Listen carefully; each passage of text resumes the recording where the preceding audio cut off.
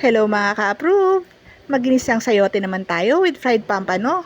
Tara, samahan niyo ulit kami. Una po ay palambutin muna natin yung baboy.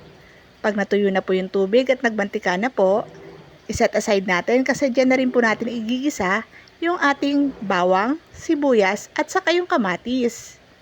Pagkatapos po natin gisahin yan, ihalo na rin natin yung baboy. Pagkatapos po, pwede na natin timplahan ng paminta, asin, saka oyster sauce. Haluin lang po natin maigi. Tapos pwede na natin ilagay yung ating piniritong tokwa at saka po yung hebe. Paghalu-haluin lang po natin yan at pwede na natin ilagay ang ating hiniwa-hiwang sayote.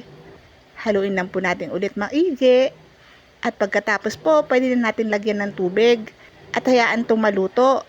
Pag kumulo na po ito, pwede nyo na po lagyan ng pork cubes.